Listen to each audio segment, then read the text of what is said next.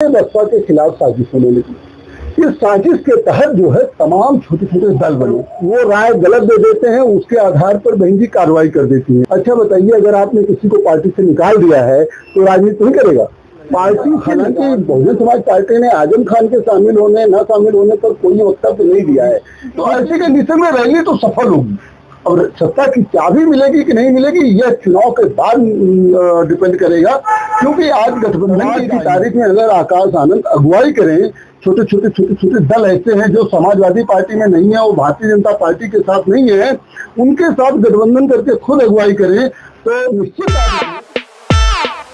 नमस्कार, MT talk show में आपका स्वागत है और मैं हूं आपके साथ रोज कुशवाहा।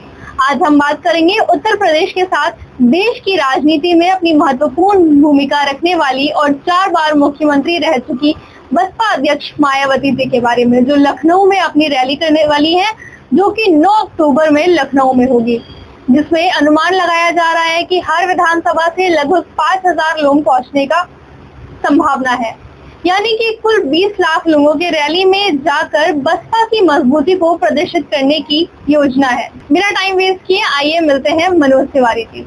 बसपा की रैली के सिलसिले में बात करने के लिए आज हमारे साथ मौजूद हैं एमटी टॉक शो के संपादक मनोज तिवारी जी। आज हम उनसे जानेंगे कि क्या उद्देश्य है मायावती का लखनऊ में रैली करने का और क्या क्या संभावनाएं हैं आजम खान और आकाश आनंद को लेकर।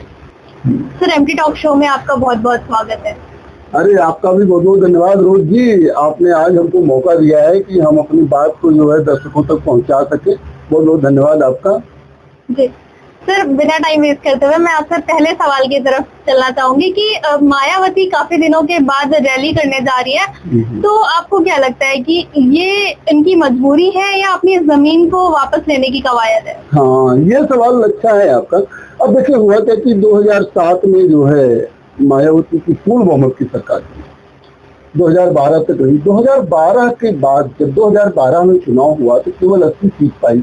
उसके बाद 2017 में चुनाव हुआ तो केवल विधानसभा में 19 सीट पाई।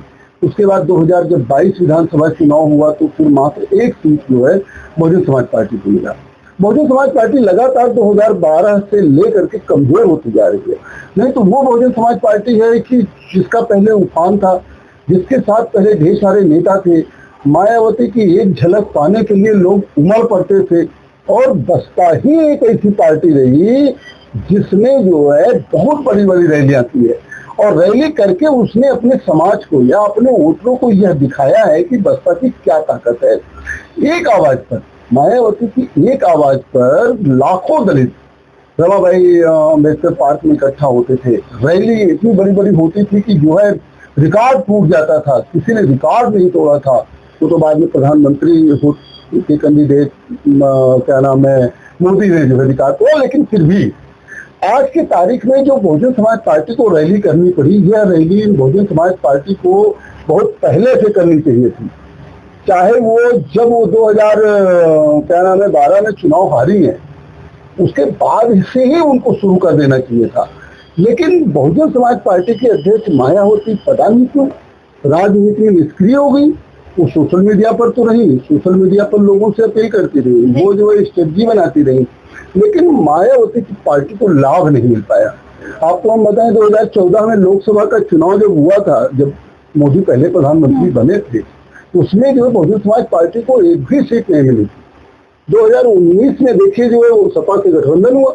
सपा से गठबंधन होने के बाद जो है बहुजन समाज पार्टी को 10 लोकसभा सीट मिली, और 2024 अभी बीता है लोकसभा, आप देखिए एक भी लोकसभा की सीट नहीं मिली। विधानसभा में केवल एक विधायक है उमा शंकर सिंह रसड़ा से। तो बहुजन समाज पार्टी जो राष्ट्रीय पार्टी है, जो उत्तर प्रदेश में लगभग 22% दलित मतदाता हैं, उनका नेतृत्व करती है। केवल उत्तर प्रदेश ही नहीं, बहुजन समाज पार्टी में मायावती पूरे देश के दलितों की मात्र नेता है, जो दलितों की आवाज उठाती है, जिन्होंने दलित हित के लिए काम किया है। लेकिन आज दलित वोट जो है वह दूसरे दलों में चला जा रहा है। गैर जाटो दलित वोट जो है भाजपा में पहले गया, और अभी देखा जा रहा है 2022 विधानसभा चुनाव में और 2024 लोकसभा चुनाव में गैर जाटो दलित बहुत बड़ी संख्या में जो है वो समाजवादी पार्टी की तरफ गया। अब उस वोट को पाना वो वोट जब तक नहीं मिलेगी, जब तक बसपा की तरफ नहीं लौटेगा, तब तक बहुजन समाज पार्टी के तो और भी खराब दिन आ जाएंगे। तो बहुजन, और इधर जो है आकाश आनंद को लॉन्च किया है, मायावती ने आकाश आनंद को राष्ट्रीय संयोजक बनाया है। बात पे अपनी जमीन पाना जो है, जो आपने पूछा कि अपनी जमीन पाना है, जाहिर सी बात है आज जो 22% से 23% दलित उत्तर प्रदेश में हैं, इसमें जातों की संख्या जो है वो लगभग 70 से 75% है। आज वो दूसरे दलों में हैं, जिसकी वजह से 15 साल हो जाएगा बहुजन समाज पार्टी सत्ता से बाहर है। कोई भी पार्टी हो जब सत्ता से इतने लंबे समय तक बाहर रहती है तो उसके कार्यकर्ता जो दूसरी जगह चले जाते हैं। उसके कार्यकर्ता दूसरी जगह जाने से क्या होता है कि पार्टी में हुई एक सीट, अब 2027 में एक सीट मिलेगी कि नहीं मिलेगी, कोई अपने आप जीत जाए तो दूसरी बात है, तो उसके लिए बसपा को तो ये दिखाना ही होगा कम मजबूत है। और मैं तो देख रहा हूँ सोशल मीडिया पर लोग जो है भावनात्मक अपील कर रहे हैं। लोग लिख रहे हैं कि 9 तारीख को कांसीराम जी की पुण्यतिथि है और उस पर जो है लखनऊ जरूर चलें। जो बसपा के कार्यकर्ता भावनात्मक अपील कर रहे हैं, लोगों के बीच में जाके कह रहे हैं कि यार ये बसपा अध्यक्ष आपकी नेता हैं, आप वोट कहीं देते रहे हो, लेकिन उनको मजबूती जब तक नहीं दिखाएंगे तब तक जो है समाज में जो अन्य दल हैं वो आपको महत्व नहीं देंगी। तो अपनी ताकत दिखानी है।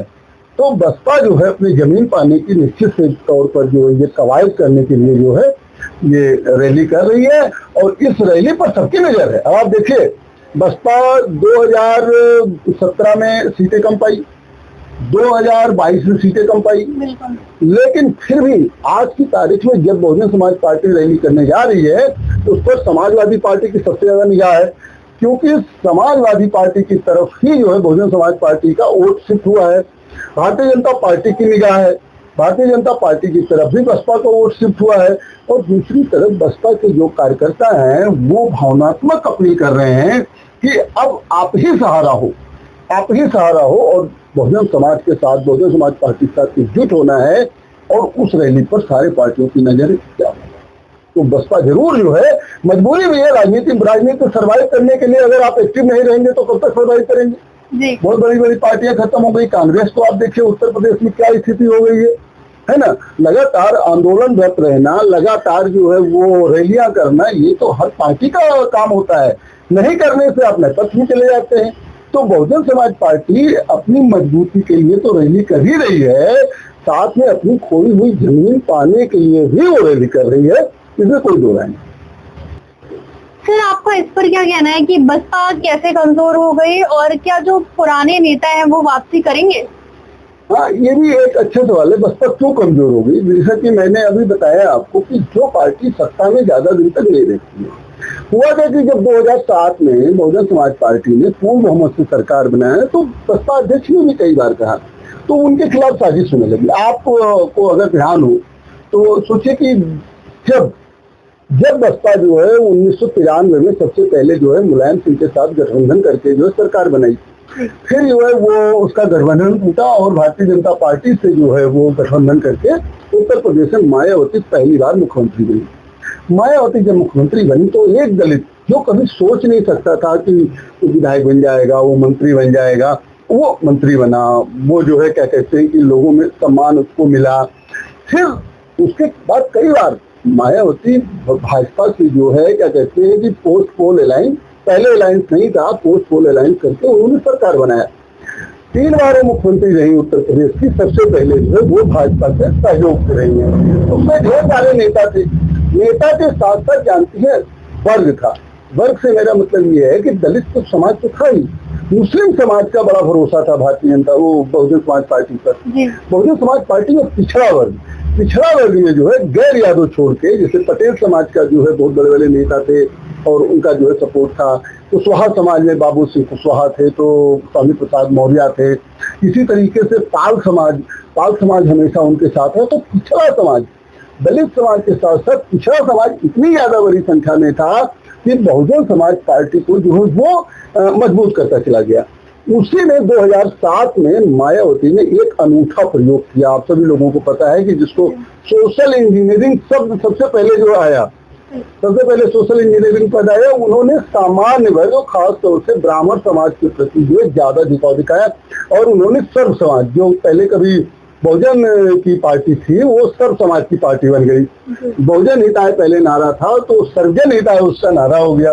तो सभी को लेकर के उन्होंने पार्टी बना, उन्होंने जो है चुनाव लड़ा, 2007 में पूर्ण बहुमत की सरकार बनी। लेकिन उसके बाद ये देखा गया, जब अन्य दलों को लगा, चाहे वो भारतीय जनता पार्टी हो चाहे समाजवादी पार्टी हो, तभी कांग्रेस के नेता राहुल गांधी ने बोला था कि दलित राजनीति पर जो है बसपा का कब्जा हो गया है, तभी से बसपा के खिलाफ साजिश होने लगी। इस साजिश के तहत जो है तमाम छोटे छोटे दल बने, तमाम छोटे छोटे दल बने। पिछड़ा वर्ग में जो है पटेल समाज का अलग दल बना, तो पता लगा कि कुशवाहा समाज का अलग दल बन गया, तो पता लगा कि पाल समाज का अलग दल बन गया, राजभर समाज का अलग दल बन गया, उसके अलग नेता हो गए। जब उसके अलग नेता हो गए तो वही बसपा को जो पहले सपोर्ट करते थे, 2007 में सपोर्ट करते थे, वो लोग अपने अपने नेताओं को सपोर्ट करने लगे, जिसकी वजह से बसपा कमजोर हुई और तमाम नेताओं को मायावती ने निकाला भी। 2012 के बाद मायावती ने अपनी पॉलिसी में कुछ चेंजिंग कर दिया। वो चेंजिंग ऐसी चेंजिंग हुई जिसके बारे में मैं ज्यादा डिटेल में बताना नहीं चाहता हूँ कैमरे के सामने। और वो चेंजिंग ऐसी चेंजिंग थी जिसकी वजह से बसपा में तमाम नेता रह नहीं पाए। नेता क्या होता है कि जनता की अगुवाई करता है। आप मायावती से डायरेक्ट नहीं मिल सकते हैं, लेकिन आप अपने स्थानीय नेता से मिल सकते हैं, अपनी बात स्थानीय नेता से कह सकते हैं। और ये होता रहा। जब आपके स्थानीय नेता आपके साथ नहीं रहा तो आपकी भी जो है उसमें स्थिति नहीं रह जाती है कि आप अकेले वहां रह के क्या करेंगे। तो ऐसे में जो है क्या कहते हैं कि बसपा के जो नेता जब गए, पार्टी से बाहर गए, तो उसके कार्यकर्ता भी बाहर चले गए और षड्यंत्र ये रहा कि अलग अलग पार्टी बन गई, अलग अलग नेतृत्व मिल गया। तो जैसे बांटो और राज करो वाली राजनीति होती है, वैसे जो है पिछड़ा समाज में बांट दिया गया। साथ में माइक्रो मैनेजमेंट किया गया दलित समाज में भी। दलित समाज में कैसे माइक्रो मैनेजमेंट किया गया, जैसे मान लिया कि जो है जाटों के अलावा जो दलित हैं, चाहे वो पासी समाज के हों, चाहे वो धोबी समाज के हों, चाहे वो वाल्मीकि समाज के हों, चाहे वो क्या कहते हैं कि सोनकर समाज के हों, इन लोगों में नेतृत्व उभारा गया। इन लोगों को विपक्षी पार्टियों ने टिकट दिया। तो जात के नाम पर वो जो है अपने, मान लिया वाल्मीकि पहले पूरी तरीके से वो बसपा को देता था, लेकिन जब वाल्मीकि का प्रत्याशी आ गया, सपा से आ गया या भाजपा से आ गया, किसी दूसरी पार्टी से आ गया, तो अपनी जात के नाम पर अपने समाज का वोट जो है वो इकट्ठा करने लगा। शंकर समाज का आ गया, वो इकट्ठा करने लगा। पासी समाज का आ गया, वो जो है अपने जात के नाम पर। तो ऐसी कंडीशन में बसपा जो है वो कमजोर हुई। और आपका इसी में दूसरा सवाल था, क्या बसपा के पुराने नेता वापस आएंगे? देखिए ऐसा है, पुराने नेताओं में एक स्वामी प्रसाद मौर्य है। स्वामी प्रसाद मौर्य हैं जिन्होंने अपना समाज पार्टी जो है उन्होंने बना के रखी है, अपनी जनता पार्टी बना के रखी है। स्वामी प्रसाद मौर्य बसपा के बहुत कद्दावर नेता थे और बड़ी पकड़ मानी जाती थी। स्वामी प्रसाद मौर्य विपक्ष के मतलब विरोधी दल के नेता भी थे। स्वामी प्रसाद मौर्य ने जब बहुजन समाज पार्टी छोड़ा है तो वो भारतीय जनता पार्टी में चले गए 2017 में। उसके बाद वो 2022 में आ गए जो है समाजवादी पार्टी के साथ। सरकार नहीं बनी समाजवादी पार्टी की, लेकिन उनको जो है एमएलसी समाजवादी पार्टी ने बनाया। अब वो सपा में भी नहीं रह पाए। देखिए स्वामी प्रसाद मौर्य एक अलग पार्टी बनाए हैं और 10 छोटे छोटे दलों ने जो है उनको मुख्यमंत्री पद का चेहरा भी घोषित किया है। स्वामी प्रसाद मौर्य जिस तरीके की राजनीति करते हैं, जिस तरीके से वो हिंदू धर्म के देवी देवताओं पर जो है टिप्पणी कर देते हैं, धार्मिक भावनाएं भड़का देते, तो वो बसपा में आने से बसपा को वो लाभ नहीं मिलेगा। बसपा सोशल इंजीनियरिंग कैसे करेगी? समाजवादी पार्टी ने तो स्वामी प्रसाद मौर्य से इसीलिए किनारा कसा ना कि वो रामचरितमानस पर टिप्पणी कर देते थे, वो ब्राह्मण समुदाय पर टिप्पणी कर देते थे। तो सपा कि हर कोई भी दल हो उसको यह पता है केवल एक वर्ग या एक जात का जो है वोट पाकर हम जो है नहीं चुनाव जीत सकते हैं। और ऊपर से बाबू सिंह कुशवाहा सपा में है, केशव प्रसाद मौर्य आप देख लीजिए जो है भाजपा में है, केशव देव मौर्य जो है वो महान दल बना के अलग जो है सियासत कर रहे हैं। तो मौर्य समाज के भी तो तमाम ऐसे नेता हैं, उनके साथ भी तो समाज जुड़ा हुआ है। लेकिन कहा जा रहा है कि स्वामी प्रसाद मौर्य जो वापस आ जाएंगे। लेकिन अन्य नेता की बात करूं जो आज भारतीय जनता पार्टी की सरकार में मंत्री है, आप देख लीजिए उत्तर प्रदेश के उप मुख्यमंत्री ब्रजेश पाठक कभी बसपा में ही थे। तमाम ऐसे नेताओं की बात करूं वो बसपा के नेता थे, आज वहां जो है वो मंत्री है, तो वो क्यों आएंगे? इसी तरीके से देख लीजिए तो दर्जनों नेता, चाहे मैं रामचंद्र राजभर की बात करूं, लालजी वर्मा की बात करूं, इंजी सरोज की बात करूं या गीता पासी की बात करूं, ये लोग आर के चौधरी की बात करूं, ये समाजवादी पार्टी में आज विधायक का सांसद है। ये लोग कैसे वापस आएंगे बसपा में? अब ऐसा कोई बड़ा चेहरा जब तक नहीं आएगा, भाई मुमताज अली के आने से क्या फायदा होगा? मुमताज अली तो सॉरी क्या नाम है, नसीमुद्दीन सिद्दीकी। नसीमुद्दीन सिद्दीकी के आने से क्या फायदा होगा? नसीमुद्दीन सिद्दीकी तो जो है क्या कहते हैं कि मायावती की रिकॉर्डिंग जो है वो लोगों को सुना चुके हैं। लेकिन कहा जा रहा है कि बहुजन समाज पार्टी अपने पुराने नेताओं को वापस लाने का प्रयास कर रही है, लेकिन अब ये देखना होगा कि कौन बचा है। जितने बड़े नेता का नाम लीजिए, वो समाजवादी पार्टी में सांसद विधायक है या तो भाजपा में जो सांसद विधायक मंत्री है। अब जब कोई बचा ही नहीं है बड़े नेता, ले दे के स्वामी प्रसाद मौर्य, अनुमान लगाया जा रहा था कि स्वामी प्रसाद मौर्य वापस आ जाएंगे, नसीमुद्दीन सिद्दीकी जो कांग्रेस में है वो वापस आ जाएंगे। लेकिन ये लोगों के आने से बसपा में क्या होगा, क्या उसको फायदा मिलेगा, ये मुझे अभी समझ में नहीं आ रहा है। और मेरी तो जहाँ तक रणनीति ये कहती है कि अगर स्वामी प्रसाद मौर्य आए, आज की तारीख में देखें स्वामी प्रसाद मौर्य को मीडिया उतना जो है महत्व नहीं दे रही है, लेकिन जैसे ही स्वामी प्रसाद मौर्य कुछ बोलेंगे, वो बसपा में आके बोलेंगे, तुरंत जो है मायावती को टारगेट करेंगे। उनको लगे कि मायावती ही जो है इसको बोल रही है। जब सपा में थे वो कुछ बोलते थे तो उसको जो है अखिलेश यादव की बात मानी जाती थी, कहा जाता था अखिलेश यादव बुलवा रहे हैं। फिर अखिलेश यादव को सफाई देनी पड़ती थी कि ये स्वामी प्रसाद मौर्य का अपना निजी वक्तव्य है, इसी से तो दुखी होकर उन्होंने इस्तीफा दिया था। तब स्वामी प्रसाद मौर्य को तो रोक भी नहीं पाएंगी बहन जी, और बहन जी को पता नहीं कैसे जो इनके जो सुपरस्टार होते हैं वो राय नहीं सही देते हैं, और वो राय गलत दे देते हैं, उसके आधार पर बहन जी कार्रवाई कर देती हैं, लोगों को पार्टी से निकाल देती हैं। अच्छा बताइए, अगर आपने किसी को पार्टी से निकाल दिया है तो राजनीति नहीं करेगा? पार्टी से निकाल दिया है आपने, किसी कहने पर निकाल दिया है, उसका स्वार्थ भी हो सकता है मायावती इस बात को जानती भी हो, लेकिन मायावती को राजनीति करना चाहिए। जिस मुलायम सिंह से देखे सबको साथ लेके चलते थे, किसी के खिलाफ कोई शिकायत करता रहे उसको कह देते हाँ अच्छा ठीक हम देखते हैं, लेकिन कभी उन्होंने एक्शन नहीं लिया। भाई मायावती से अगर किसी ने कहा कि फलाना नेता जो पार्टी अनुशासनहीनता कर रहा है, अगर चलिए हम देखते हैं, उसको बुलाइए, उसको समझाइए, उसको बताइए, लेकिन पता लगा कि उसके कहने पर आपने एक लेटर जारी कर दिया, वो पार्टी से निकाल उठा।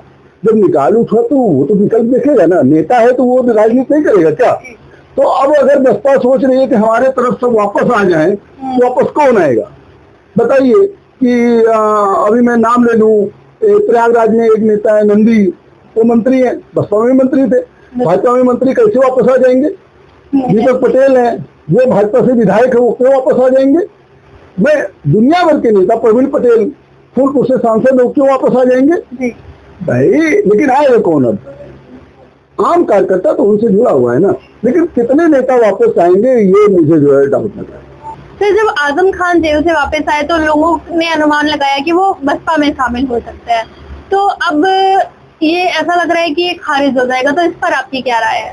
हाँ, ये अटकलें जो मीडिया में लगाई गई, और मैं आपको बता दूं कि मीडिया का एक बड़ा तबका था वो आजम खान को जब जमानत हुई उसके पहले चलाने लगा कि आजम खान की पत्नी की मुलाकात जो है वो मायावती से हो चुकी है और सब तय हो चुका है, जैसे आजम खान आएंगे वो जो है बहुजन समाज पार्टी में शामिल हो जाएंगे। ये खूब अनुमान लगाया गया। हालांकि बहुजन समाज पार्टी ने आजम खान के शामिल होने न शामिल होने पर कोई वक्तव्य नहीं दिया है, क्योंकि बहुजन समाज पार्टी तो खुद चाहती है कि 17% मुसलमान जो आज समाजवादी पार्टी के साथ हैं वो बसपा के साथ जुड़ जाएं, तो बसपा एक बहुत बड़ी ताकत हो जाए, क्योंकि समाजवादी पार्टी जो सबसे बड़ी ताकत है वो मुस्लिम समाज ही है। आजम खान मुस्लिम समाज के बड़े नेता माने जाते हैं, लेकिन आजम खान आखिर बसपा में क्यों जाएंगे? बसपा के भविष्य में, या कह लीजिए कि इस बार भी अभी सत्ता में आने की कोई उम्मीद नहीं दिख रही है, और आजम खान जो ताकत समाजवादी पार्टी में रखते हैं, क्या वो ताकत उनको जो बहुजन समाज पार्टी में मिलेगा? बहुजन समाज पार्टी जो अपने किसी भी बड़े से बड़े नेता को एक लेटर जारी करके निकाल देती है, मायावती किसी का टिकट डिसाइड करती, किसी कहने पर टिकट नहीं देती है, और आजम खान तो एक पर्ची लिख देते थे, पर्ची सादे कागज पर लिखकर वो मुलायम सिंह को दे देते थे, अखिलेश यादव को दे देते थे, और जो उसका टिकट हो जाता था या उसका टिकट कट जाता था। तो क्या आजम खान को बहुजन समाज पार्टी में यह चीज मिलेगी?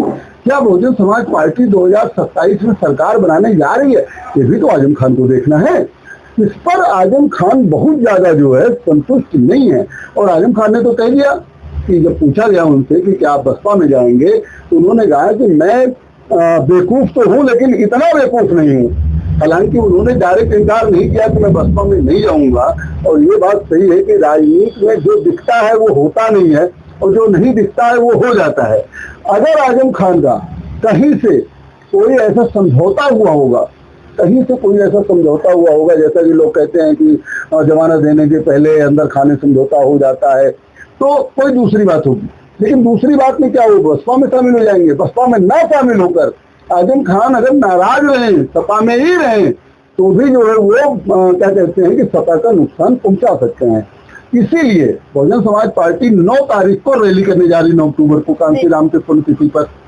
समाजवादी पार्टी अध्यक्ष अखिलेश यादव उसको डैमेज कंट्रोल करने के लिए, जो नाराजगी मीडिया में आ रही है उसको डैमेज कंट्रोल करने के लिए 8 अक्टूबर को, एक दिन पहले, रैली के एक दिन पहले आजम खान से मिलने जा रहे हैं। आजम खान से मिलेंगे तो बात होगी, आजम खान की नाराजगी जानेंगे, हो सकता है जो भी आजम खान की नाराजगी हो उस पर वो समाधान निकालेंगे, आजम खान के लोगों को टिकट देने का वायदा करेंगे, क्योंकि अखिलेश यादव भी नहीं चाहेंगे कि आजम खान जाएं। वैसे आजम खान के जाने से समाजवादी पर बहुत ज्यादा जो है असर नहीं पड़ेगा। अभी आजम खान के ना चाहते हुए जो है रामपुर से एक सांसद बना दिया समाजवादी पार्टी ने। जया प्रदा का उन्होंने विरोध किया था, लेकिन जया प्रदा तब भी जीत गई वहां से। तो ऐसी कंडीशन में आजम खान एक मजे हुए नेता हैं। आजम खान ने डायरेक्ट इसीलिए खारिज नहीं किया, तो वो अपनी वैल्यू बना के रखना चाहते हैं। यस, देखो मेरी मांग सपा में है, वो बसपा में है, मैं बसपा में जा सकता हूँ चाहे मीडिया के ही माध्यम से हो। लेकिन जहां तक हम लोगों की राजनीतिक समझ कहती है, अगर कहीं से कोई डील नहीं है, अगर कहीं से कोई उनको आश्वासन नहीं है, तो वो जो है डायरेक्ट बसपा में नहीं जाएंगे। सपा से नाराज रहकर भी वो सपा का वो नुकसान कर सकते हैं। लेकिन आज की तारीख में तो आजम खान जो है वो बसपा में जाते हुए नहीं दिख रहे हैं। लेकिन कल को क्या हो इसको इनकार नहीं किया जा सकता, क्योंकि मायावती आज की तारीख में जान रही है कि मुस्लिम समाज का वोट जब तक जो है बसपा से नहीं जुड़ेगा, जब तक दलित मुस्लिम का जोड़ नहीं बनेगा, तब तक जो सत्ता की चाबी पाना जो है मुश्किल। सर, अभी आपने रैली की बात करी, तो आपके ख्याल से क्या ये रैली कितनी सफल होने वाली है? देखिए, बहुजन समाज पार्टी ने बहुत दिन के बाद रैली किया है और लोग जो है इमोशनल अपील कर रहे हैं। आज मैं बसपा के नेताओं की पोस्ट देखता हूँ सोशल मीडिया पर, डेली अपील कर रहे हैं 9 तारीख को लखनऊ चलो, 9 तारीख को लखनऊ चलो। गांव-गांव जा करके लोग ये चीजें कह रहे हैं कि अगर आप मजबूत रहेंगे, अगर बसपा मजबूत रहेगी तभी जो है आपकी सुनवाई होगी, नहीं तो अगर बसपा मजबूत नहीं रहेगी तो भविष्य में आपकी सुनवाई नहीं होगी। तो बहुजन समाज पार्टी सत्ता की चाबी पाना चाहती है और बहुजन समाज पार्टी के पास सत्ता की चाबी तभी आएगी जब असेंबली हंग हो। असेंबली हंग हो मतलब किसी को बहुमत ना मिले और बहुजन समाज पार्टी के पास भी कुछ प्रतिनिधि हो। प्रतिनिधि कब होंगे? जब उसके वोटर बढ़ेंगे। अब 2012 से ही वोटर उसके घटते जा रहे हैं, उसकी सीटें घटती जा रही हैं, नगर के बराबर हैं। और 2027 में एक सीट मिलेगी कि नहीं मिलेगी इस पर भी लोगों को डाउट है। इतनी बड़ी असेंबली में इतनी बड़ी पार्टी अगर एक भी सीट ना पाए, ये बहुजन समाज के लिए और बहुजन समाज पार्टी के लिए, दोनों के लिए जो बहुत ही दयनीय स्थिति और सोचने वाली होगी। तो ऐसे कंडीशन में रैली तो सफल होगी। रैली में लाखों लोग आएंगे, 20 लाख लोगों के पहुंचने का जो अनुमान है, 20 लाख लोग तो नहीं पहुंचेंगे, 20 लाख लोग तो नहीं जाएंगे, लेकिन फिर भी वो मेरा जो अनुमान है 1.5 से 3 लाख लोग जो है वो रैली में जा सकते हैं। रैली सफल होगी और रैली दिखाएगी, और सत्ता की चाबी मिलेगी कि नहीं मिलेगी यह चुनाव के बाद डिपेंड करेगा, क्योंकि आज गठबंधन की राजनीति है, उस पर मैं बाद में जो आऊंगा। लेकिन सत्ता की चाबी पाने की कवायद जो है वो बहुजन समाज पार्टी की। सर, आकाश आनंद की एंट्री हो चुकी है बसपा में, तो उनकी ये एंट्री बसपा को कितना सफल बनाने वाली है? देखो, आकाश आनंद के बारे में क्या बताएं, वो मायावती के भतीजे हैं। कभी आकाश आनंद को कोऑर्डिनेटर बनाती हैं, हटाती हैं, कभी निकाल देती हैं, माफी मांगने के बाद फिर उनको वापस लेती हैं और वो बसपा के लोगों से अपील करती हैं कि देखिए और पार्टियों में भी लोग निकाले जाते हैं, लिए जाते हैं, ये हमारे साथ भी षड्यंत्र हुआ। अब आकाश आनंद जो है बसपा के दूसरे नंबर के नेता है। इस रैली के द्वारा मायावती आकाश आनंद को रीलॉन्च करेंगी और तमाम जो है अधिकार अभी उन्होंने दिया है और अधिकारों की घोषणा भी करेंगी। आकाश आनंद एक ऐसे नेता हैं जो बसपा में पुराने दिनों की याद दिलाते हैं, बहुत तगड़ा हमला करते हैं, पूरा डाटा के साथ वो बोलते हैं, उनके पास पूरा डाटा रहता है। साथ में आकाश आनंद जो चाहते हैं कि सत्ता मिले, सत्ता कब मिलेगी? जब उसके प्रतिनिधि रहेंगे। अब मायावती ने कई इलेक्शन अकेले लड़ो अकेला चलो की रणनीति पर लड़ा है। वो सोशल इंजीनियरिंग करके लड़ी है, वो सत्ता भी पाई है। अब आकाश आनंद की ये चुनौती है, गठबंधन की राजनीति में अपने को कैसे फिट करे, या गठबंधन की अगुवाई करे, या किसी पार्टी से गठबंधन करे, या वो अकेले लड़े। अगर हमें जहाँ तक सवाल है, एक किसी इंटरव्यू में मैंने उनके देखा था कि उन्होंने कहा था कि जो है हम गठबंधन कर सकते हैं। इलेक्शन बाद गठबंधन तो मायावती भी करती रही, लेकिन इलेक्शन पहले का गठबंधन आज की तारीख में कामयाब है। देखिए, भारतीय जनता पार्टी 2 जिले एक जिले की पार्टी से गठबंधन कर लेती है। समाजवादी पार्टी में 2 जिले एक जिले की पार्टी से गठबंधन कर लेती है। आज भारतीय जनता पार्टी अपनी तो विश्व की बड़ी पार्टी करती है। उत्तर प्रदेश में पूर्ण बहुमत अकेले उसको प्राप्त है, लेकिन अनुप्रिया पटेल की अपना दल, यस, ओपी राजभर की यस बीएसपी और निषाद पार्टी, साथ में आरएलडी उनके नेशनल लोकदल उनके साथ में है। कितनी पार्टियों से गठबंधन है? आज जो है कांग्रेस के साथ गठबंधन है सपा का, उसके साथ महान दल भी है। और मैं आपको एक चीज बताना भूल गया था कि कांग्रेस आज की तारीख में बसपा कांग्रेस से ज्यादा हमलावर इसीलिए होती है कि बसपा का वोट जो है कांग्रेस की सपा गठबंधन में होने की वजह से सपा गठबंधन के साथ ज्यादा गया, क्योंकि बसपा की जो शुरुआती लड़ाई थी वो कांग्रेस से ही थी। तो कांग्रेस की वजह से जो है क्या कहते हैं कि दलित मतदाता भी उधर गए। तो आकाश आनंद की सबसे बड़ी चुनौती है, भाई वो बसपा के स्थापित नेता हैं, रैली में स्थापित भी हो जाएंगे, मायावती ने उनको स्थापित कर दिया, there is no doubt. But Akash Anand have responsibility to BSP return in the power, return in the government. So in this case, coalition era is continued. So who will be leader of the coalition? वो coalition कौन करेगा? क्या आकाश आनंद जो है अगुवाई करेंगे? क्या Akash Anand alliance बनाएंगे? ये देखने वाली बात होगी। और जब तक आकाश आनंद अलायंस की राजनीति में जाएंगे, अलायंस की राजनीति में उनके पास दिक्कत है।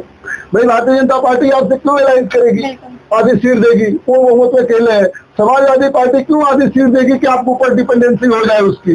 तो भैया आपको खुद अगुवाई करनी होगी। और आज की तारीख में अगर आकाश आनंद अगुवाई करें, छोटे छोटे दल ऐसे हैं जो समाजवादी पार्टी में नहीं है और भारतीय जनता पार्टी के साथ नहीं है, उनके साथ गठबंधन करके खुद अगुवाई करें, तो निश्चित आप मानिए कि बहुजन समाज पार्टी जो है वो मुख्य राजनीति में उत्तर प्रदेश से आ जाएगी और जो है वो सत्ता की चाबी निश्चित प्राप्त कर लेगी। और आकाश आनंद के रीलॉन्चिंग तो है ही है, इसमें कोई दो राय नहीं, क्योंकि पहली बार आकाश आनंद इतनी बड़ी रैली को संबोधित करेंगे, मुझे ऐसा लगता है। बहुत बहुत धन्यवाद सर आपका। चलिए, आपका भी बहुत बहुत धन्यवाद कि आपने अपने व्यस्त समय में से हमको बुलाया और आज जो है आपने हमारा भी साक्षात्कार लिया। आपको बहुत धन्यवाद। तो जैसा कि आपने देखा, हमारे साथ मौजूद थे एमटी टॉक शो के संपादक मनोज तिवारी जी, और उन्होंने हमें मायावती यानी कि बसपा के प्रकाश डालते हुए सारी महत्वपूर्ण जानकारी दी। और ऐसे ही हम और भी शोज के साथ मनोज तिवारी जी के साथ आपसे उनकी मुलाकात करवाते रहेंगे। तब तक के लिए देखते रहिए एमटी टॉक शो। धन्यवाद।